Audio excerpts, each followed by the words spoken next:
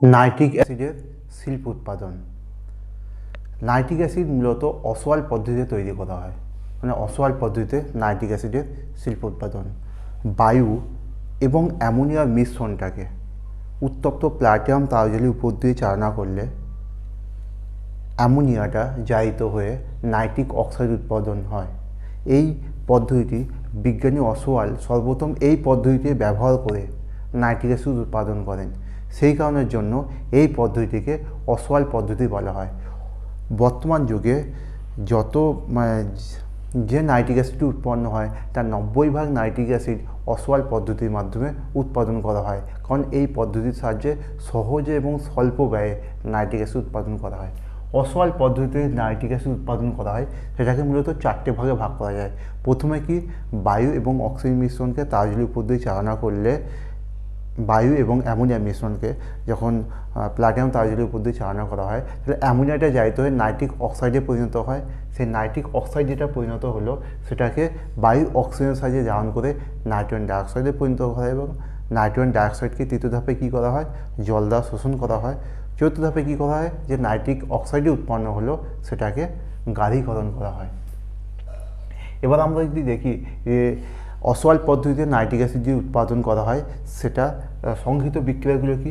প্রথম কি আমরা জানি, অ্যামোনিয়া বায়ুর অক্সিজেনের সাথে বিক্রিয়া করে নাইট্রিক অক্সাইড উৎপন্ন করে, তার সাথে জল উৎপন্ন করে, প্লাস 216 কিলোক্যালোরি তাপ উৎপন্ন করে। 4 আয়তন, 5 আয়তন, 4 আয়তন, 6 আয়তন।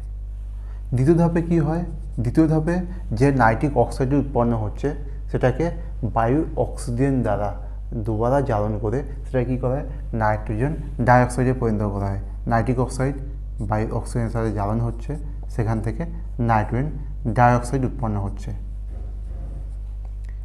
তৃতীয় ধাপে কী করা হয়, যে নাইট্রোজেন ডাইঅক্সাইডে উৎপন্ন হলো নাইট্রোজেন ডাইঅক্সাইড সেটাকে জল দ্বারা শোষণ করিয়ে নাইট্রিক অ্যাসিড উৎপন্ন করা হয়।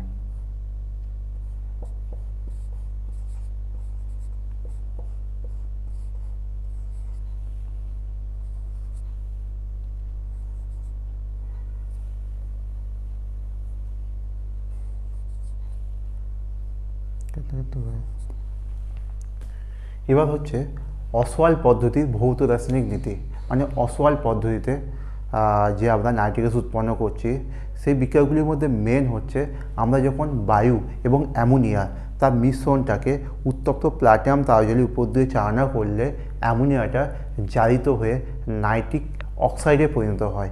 এই বিক্রিয়াটা হচ্ছে অসওয়াল পদ্ধতির মূল বিক্রিয়া, মানে হচ্ছে অ্যামোনিয়া বায়ুর সাথে বিক্রিয়া করে নাইট্রিক অক্সাইড উৎপন্ন করছে, সেখান থেকে তার সাথে 216 কিলোক্যালোরি তাপ উৎপন্ন হচ্ছে।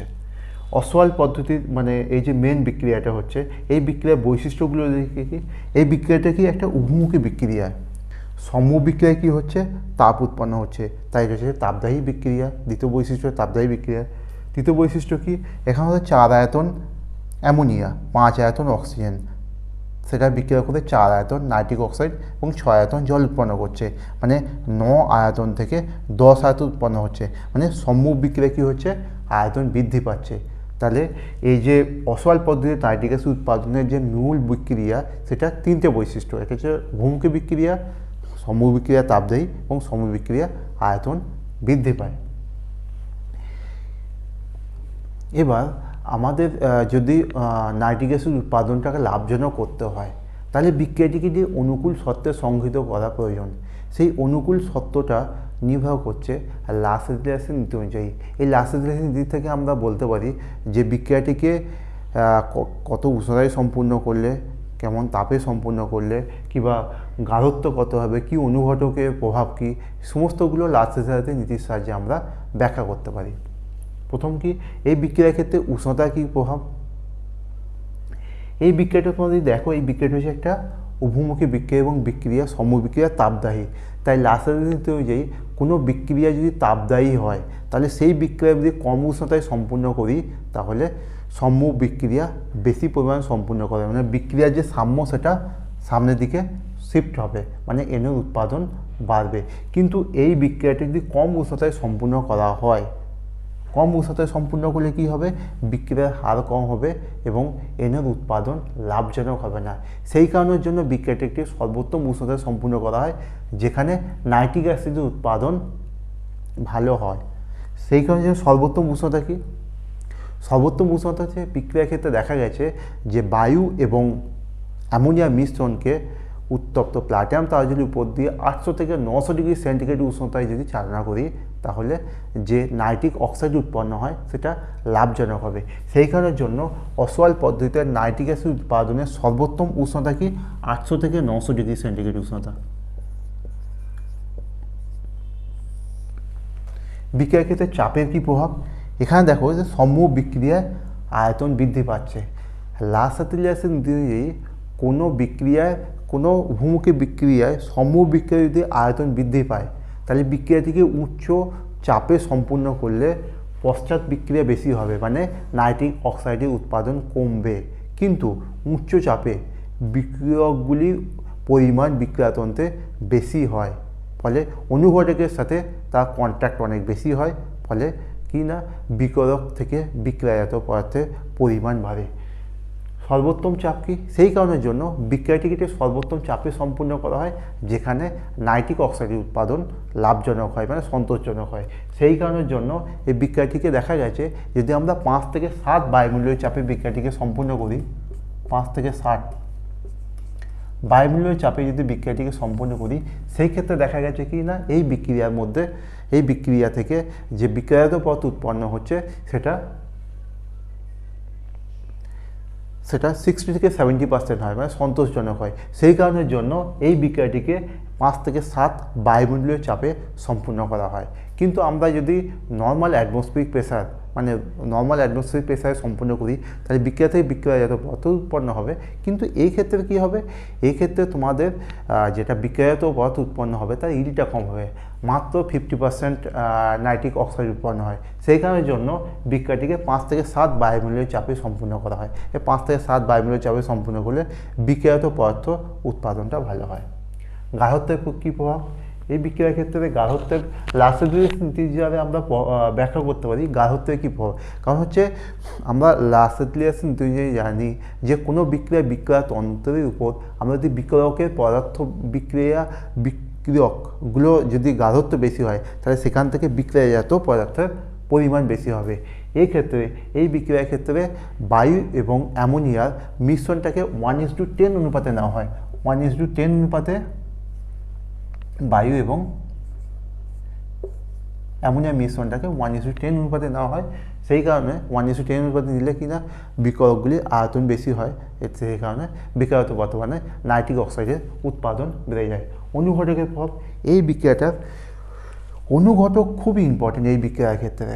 কারণ আমাদের কী করা হচ্ছে, বায়ু এবং অ্যামোনিয়া মিশ্রণটাকে উত্তপ্ত প্লাটিনাম তারজলীর উপর দিয়ে চালনা করা হয়। এক্ষেত্রে উত্তপ্ত প্লাটিনাম তারজলীর উপর দিয়ে, মানে প্লাটিনাম তারজলীকে অনুঘটক হিসেবে ব্যবহার করা হয়। বায়ু এবং বিশুদ্ধ এবং শুষ্ক বায়ু এবং বিশুদ্ধ শুষ্ক অ্যামোনিয়া মিশ্রণটাকে উত্তপ্ত প্লাটিনাম তারজলীর উপর দিয়ে তীব্র গতিতে চালনা করা হয়। এক্ষেত্রে সবথেকে ইম্পর্টেন্ট হচ্ছে প্লাটিনামের সাথে গ্যাস মিশ্রণ, যেটা বায়ু এবং অ্যামোনিয়া গ্যাস মিশ্রণটা, সেটা সংস্পর্শকাল 0.0014 সেকেন্ডের বেশি হওয়া উচিত নয়। মানে সেই কারণের জন্য বায়ু এবং অক্সিজেন মিশ্রণটা প্লাটিনাম তারজলীর উপর দিয়ে খুব দ্রুত বেগে চালনা করা হয়, যাতে কি না তাদের সংস্পর্শকালটা 0.0014 সেকেন্ডের বেশি না হয়।